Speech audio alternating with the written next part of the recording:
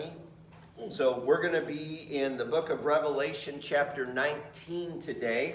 And as we begin, I want you all to feel free to speak your opinions here pretty freely. I kind of know what some of them are going to be, but is the world getting to be a better or a worse place these days? Are things on an upward trek? Are we improving, or are we getting worse and worse as the days go by? What do you think? What is better about the world today than what it's been in the past? Give me some ideas. What's getting better about things? Anybody come up with something? Communication. Okay, so we have better communication than the world has ever seen. We know about what's going on everywhere. And when do we know? Right now, exactly. We think we know. The well- communication may be happening. Doesn't mean it's true. Okay, so we have information that's instantly accessible. Do you trust it? Not always. Okay, so what were you saying, Thelma? I said if we even think about something, it comes up on our phone.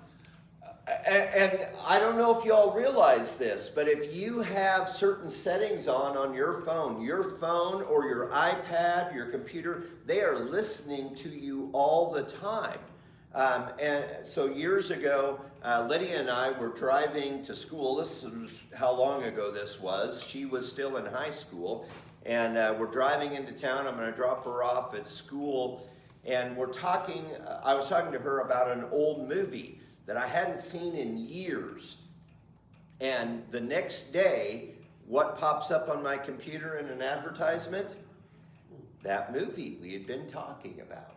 And that led me down a road, what is my phone? Is it haunted or what's going on here? And I began to investigate and I realized, okay, my phone is listening even when I don't think it is. And this was a long time ago. What's that? Watching where you go, too. Watching where I go, tracking my location, absolutely. So communication, we've got more information, we've got more access than we ever have in the past. And in some ways, that's a good thing. When you need to find something out, when you need a little fact or a fact confirmed, or what was that song or whatever, is it harder or easier to find out what that was? Hey Siri, exactly. Now don't trust what AI says all the time though.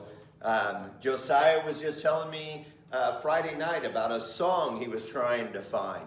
And he had AI look for the song for him, and AI was wrong. And then when he said, nope, that's not the one, AI was wrong again. So while we have communication, we have access, we also have a tremendous amount of misinformation, or perhaps misleading information, inaccurate information that's out there. So, but anything else? What else is better today than it's been before? Maps. All right, we have maps, and man, it's so much easier to get to different places. Herb, what were you going to say? I was going to say food supply. Yeah, I think you're right, and I was thinking the same thing. I mean, we can get food all around the world fairly easily, and that's absolutely amazing. Yeah, Jim? We were talking about maps. The Biden administration was trying to inject LGBTQ colors and styles into maps. Just into maps. So that could be worse, exactly. Yeah, so what worse agendas? Okay. Yeah, so, but back to the food supply thing. A couple centuries ago, you'd have oversupply and famine within a few miles of each other. And there was so little communication, and it was so hard to ship food. And now we ship food by rail, we ship food by ships, we transport it on barges, we transport it in trucks, and there's so much supply chain that is accessible. And we complain sometimes you know, especially during COVID, there were a lot of complaints about supply chain, but really, I mean, the access to get whatever we needed, it was amazing. Yeah. Travel. I look at the Amish and how they travel, Yeah. and as I goes by, we got in my air conditioned car. Yeah. And we may be in the best spot for travel. We're definitely in the best spot that we've ever been for travel, and I'm not sure it's going to get a whole lot better than this, because I mean, right now the ability to go just about anywhere in the world, you know, we've got access to the world like we've never seen before, and you know, I don't know how it could get a whole lot better. Maybe it will, but you know, as places become less stable, so like we're so used to instant access and to go wherever we want, we've got folks that are in the Middle East right now that can't get home, and we're like, oh my goodness, what a terrible thing. They can't get home right now, you know, and so if we have more instability, that's going to make travel worse down the road. That's just my guess, but I can't say that for sure. But yeah. I think something on the worst side is our younger generation is losing their heritage. They're lacking the knowledge of how to survive. Yeah. Yeah. Like we did and how our parents did. And I'm just going to put generational shift.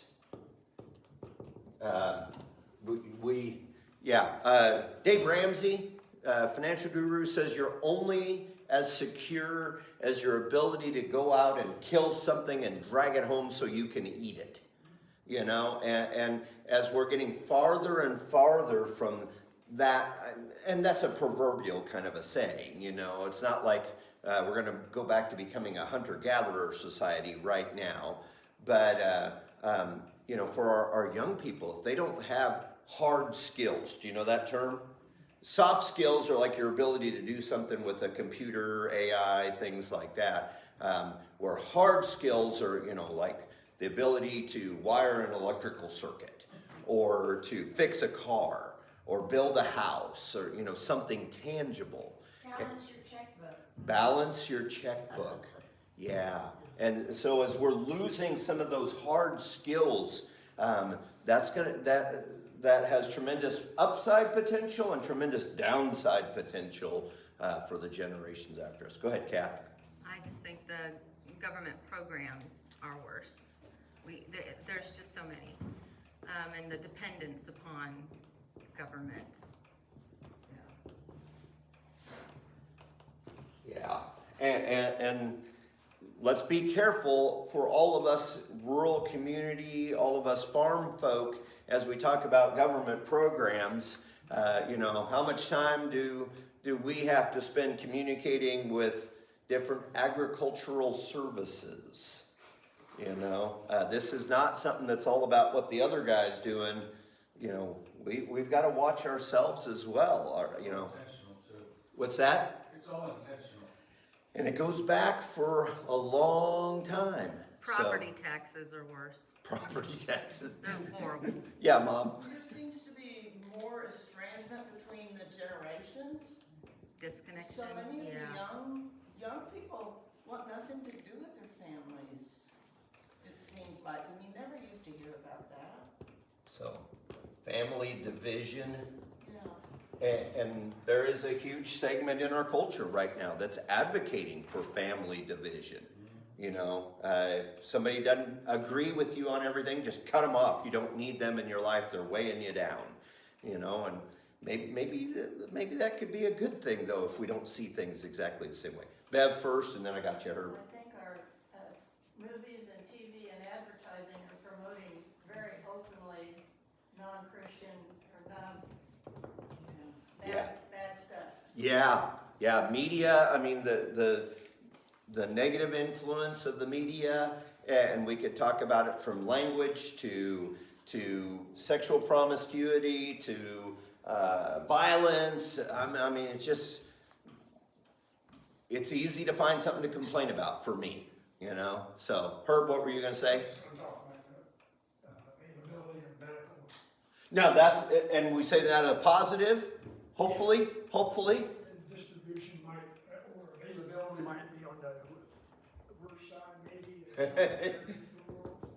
Medical advancement.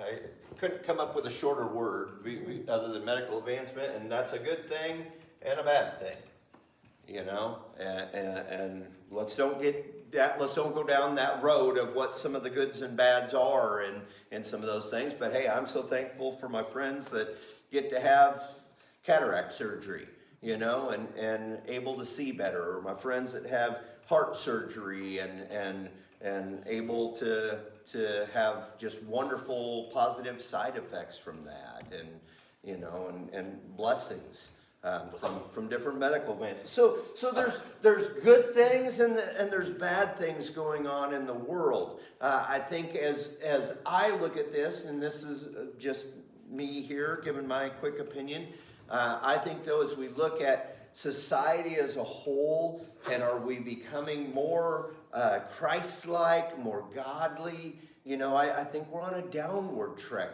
on that. When you look at America's founding and the puritanical perspectives and beliefs, I mean, I had a guy who was a missionary in Scotland that I knew fairly well a while back, and he was talking about how coming from Scotland back to the U.S., he could just see the positive influence of that old puritanical idea that was a part of the founding of the United States. And you know, the positive push that was on society. But we're seeing that just fade more and more and more and more. Those common ethical standards that were a part of things 100 years ago that have just been rejected completely today. Yes? Well, it's hard to learn from history when they don't teach history anymore. I was just having that exact same conversation this last Wednesday. I was getting some questions about Israel and some of the stuff going on there, and we started talking about the history of Israel and the Middle East, and just talking about basic stuff about the history of the Middle East. And I'm talking with two very intelligent, grown adults, and you know, and they're both looking at me like, wow, I've never heard this before. You know, and that's why we spend the time doing a lot of this stuff here in Sunday schools, because if we don't learn our history and where our Christian heritage has come from, you know, then for one thing, we don't know to value it, but for another thing, you know, we don't realize the positive impact that has had on all of our history. So last week, as we were finishing up, last week I spent some time talking about the Middle East, about Iran in particular, and some things going on there with Israel and so on. As we were wrapping that up, I made a reference, and it was fairly short, but I talked about one of the founders of the American Restoration Movement, Alexander Campbell, and his newspaper, the Millennial, M-I-L-L-E-N, Millennial Harbinger. And the reason I bring all this up about, you know, are we moving in a positive direction or a negative direction? Alexander Campbell and the churches in general at that time really believed, Americans especially, had this really positive outlook. We're talking around 1802, 1805, clear up into the 1830s, 1840s. In the church, there was this general idea that here in America, that we were going to be bringing things better and better and better.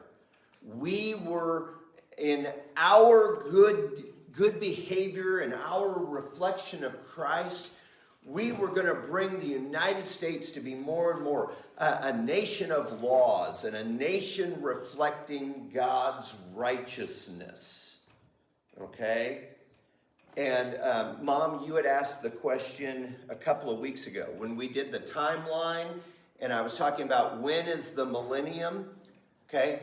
The perspective in the church 200 years ago was that we, especially here in America, we were going to bring things more and more into a God-centered nation and usher in the new millennium, the godly millennium, thus the millennial harbinger. Okay? So, now, that was the hope, that was the dream, that was the vision. Okay?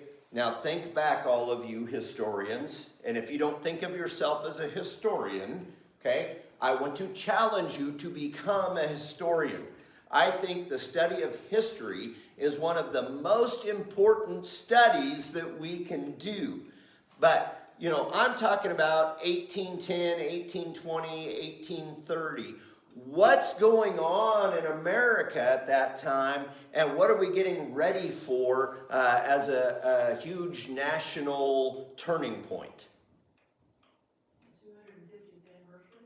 Well, right now we are, but in 1830, 1840, what's going on in the United States? What is our national identity struggling over? The Civil War Yeah. is coming up. So this is, the millennial harbinger is going on like 1830s, and by 1861 we have the beginning of the Civil War. Okay, now what is the Civil War all about? Slavery. States' rights. States' rights. Slavery, states' rights. I saw you shaking your head back there. Teach us real quick. Well, no, it's just like, that's what everybody's mind goes to first. Right. Because of Abraham Lincoln, but it was actually states' rights and. So how are all of our states going to work together, and how are we going to determine right and wrong collectively? And largely, one of the aspects of this was, does the federal government have more power, or are the individual states going to retain as much power as possible? Because there's a statement in the Constitution that says that any powers not directly given to the federal government by the Constitution are to be retained by the states. Okay? And so the question was, does each state get to determine their own path, or is the federal government going to be able to come in and make a determination and force that upon the individual states? That's a lot of the foundational stuff. But let me point us in a little different direction, okay? So as we're looking at the Civil War, all right,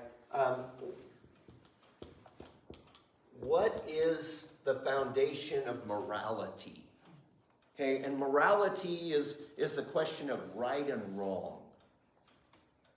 How do we decide what is right and what is wrong? Give me some feedback on that. The Bible. The Bible. So from a Christian perspective, and this is typically the definition that's given for conservative Christianity or evangelical Christianity, we would say that the Bible is the answer for what is right and what is wrong. What are some other options that could be chosen? Constitution, Bill of Rights. The Constitution and the Bill of Rights. So if the Constitution and the Bill of Rights don't speak about something, then states get to speak about it, and so on. Okay, so that's one way of determining right and wrong. How else do we determine right and wrong? Just what's the general way we think as people? Whatever the person thinks is right or wrong. Okay, Democracy. so Mind. personal opinion becomes a big deal. Democracy, the way you determine right and wrong in a democratic perspective is by vote.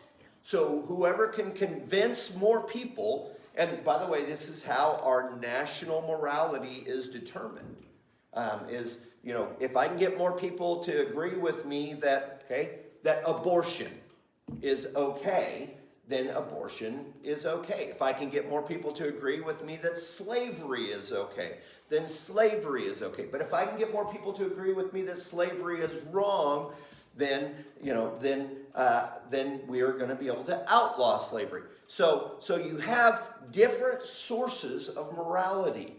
Is it going to be the law, the Constitution, as Herb said? Is it going to be from the Bible? Or is it going to be by popular opinion? Okay?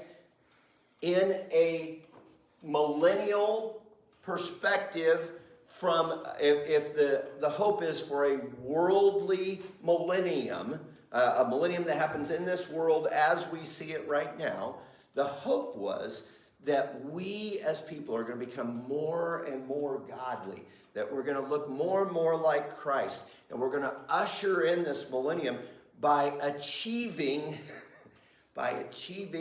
this godly kingdom in the world. Okay? And when you look at the issue of slavery leading up to the Civil War, by the way, it was the churches that led the charge to get rid of slavery in the United States. Whoever wants to say that there was some other source that was really where it was at, they're wrong. They're wrong. It was pastors who were looking at Scripture and saying that, that God has created us. We are all in the image of God. It was pastors that were behind this change in the national perspective on slavery to where slavery was ultimately outlawed. But so we've got this national debate going on about slavery, and all these pastors who are seeing the national conscience change, and ultimately they didn't want the Civil War. Nobody in their right mind wants a civil war. That's just the worst thing that you could have happen. But ultimately, we have the Civil War happen. The nation comes out with a whole new level of national agreement.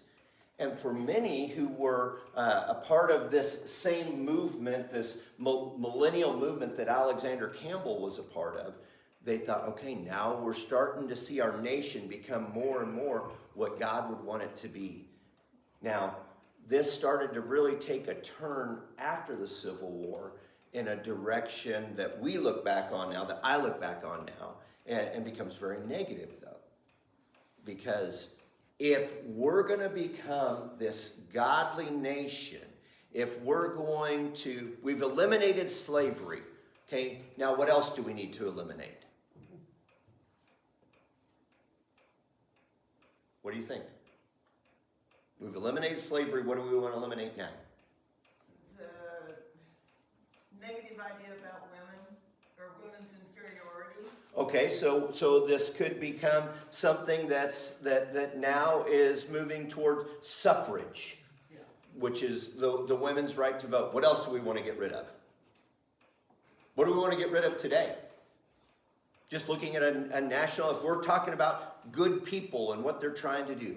Abortion. Okay, we want to get rid of abortion. So let's look at other moral issues here and stuff. So that could be part of the direction. And by the way, that's what the National Organization for Women back in the early 1900s. National Organization for Women was about women's rights. They were trying to eliminate forced abortions back in the early 1900s. We don't know our history. I'm telling you, the National Organization for Women has totally changed their perspective on that. But, okay, so what else do we want to eliminate? Why do we have all the social programs that we do today? What are we trying to eliminate? Being poor. Poverty. Poverty is one of the major national things that we're trying to eliminate. And so we've got all these slaves that were freed at the end of the Civil War, and they move from one kind of slavery where they have no choices. Now they've got choices, but there aren't very many of them, and none of them are very good. So we're trying to eliminate poverty. And how are we going to eliminate poverty? Give everybody money. Education, give everybody money. So we have a huge rise of education and a huge rise of socialism in the church in the late 1800s and early 1900s. Okay? Now they're saying that socialism is on the rise now. Oh, absolutely. So we want education. Eliminate the state of Minnesota. What did you just say? Eliminate the state of Minnesota. Have you heard about the push to trade Minnesota for one of the Canadian provinces? I think it's Alberta. And said we'll swap Canada because we want the oil and gas production and the hunting and fishing and what? And the conservatives. And the conservatives, yeah. So okay, all right. Back to serious here for a minute. Okay, so we were gonna increase education. We're gonna all share. We're just going to play nice with the other kids, and we're going to share and help one another. By the way, they tried this in the Bible. They tried this in the Bible, in the book of Acts, in about at the end of chapter 2, going into chapters 3, 4, and 5. The early church said, okay, we're going to take care of everybody around us. And the early church started sharing, and people were selling what they had, like Barnabas. Barnabas went and sold a field, and he brought the money and he laid it at the apostles' feet. And this is socialism lived out on a very personal, very small scale. That group was called the Ecclesia, Ecclesia, and that's a Greek word which means the assembly. And so the early church was trying to just live together and get along. What happens, though, when we do something like this? What happens when we all just get together and we're all just going to share and we're going to make sure that nobody goes without? It fails. It fails. What? Now, Go ahead. the more we give people, the more handouts people get, the more they want, and the less they want to do for the handouts. That's why one political party enforces that so they can get the vote, because those people need it. All in Minnesota. The result of They what enforce happened in Acts, I think Greed, when the two were killed, or God slayed the two that stayed back apart instead of giving all that they sold. So what Bev's referring to is what happened in the early church, and I think it's Acts chapter 5. There's a story of a couple, Ananias and Sapphira. And Ananias and Sapphira went and sold a field and said they gave everything to the church, but kept back part of it for themselves. And when Peter confronts them, he says, "You have lied to the Holy Spirit." And ultimately, both of them are killed by God, struck dead by God, drug out and buried. And a great fear and respect rose amongst all of the church. Okay, now I'm bringing all of this up because this idea, Mom again asked the question a couple of weeks ago, how could we think that this is the millennium when everything's going wrong and wrong and wrong and wrong? Is because we keep expecting things to go better and better and better and better. And the idea of the millennium being now is we've had the opportunity for the church to be the primary influence especially for these last few hundred years. If you look back historically to when the King James Bible was translated, published, printed, 1511, okay? From that time until now, the Bible has had more influence. The church has had more influence over Western culture and Western society than at any point in world history. Okay? I mean, yes, there was a time when Israel was a nation and they were led by God, but that was a small area, a small group of people. If we look worldwide, the Bible has had more influence than ever before. Now, I'm not a big advocate for this idea. It's actually called amillennial. it's the idea that the millennial is already happening. We've already had this time where there's the opportunity for the whole world, literally, to be able to hear the gospel in recent years. Again, it doesn't matter what I think, though. You know, I'm on the welcoming committee, not on the planning committee. And so my job doesn't change through all of that. But the bad thing, the scary thing that I want us to be aware of is this idea, and we see it lived out today in many, especially in many mainline denominations, this idea of socialism and education being a part of the Christian movement. And man, it's led us as a nation down some really bad roads. But it's part of this whole historical perspective. The American Restoration Movement, out of which our church is a part, broke with this heading toward education and socialism, broke with that shortly after the Civil War, and said, wait a minute, y'all are headed down the wrong path. This is going to lead to destruction for our churches, for our nation, and so on. Said we've got to go back to the Bible as our source of right and wrong. Now, why are we spending time looking at this history? Well, history is important, number one. But number two, because as we're studying here and we're looking at the events that are laid out for us here in the book of Revelation, this is informative for what the church has been striving toward.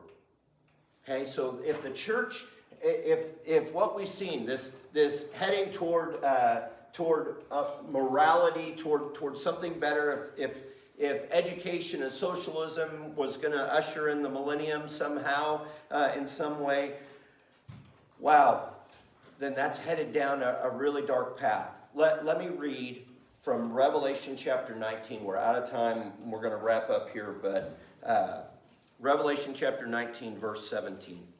Then I saw an angel standing in the sun, and with a loud voice he called to all the birds that fly directly overhead, "Come, gather for the great supper of God, to eat the flesh of kings, the flesh of captains, the flesh of mighty men, the flesh of horses and their riders, the flesh of all men, both free and slave, both small and great.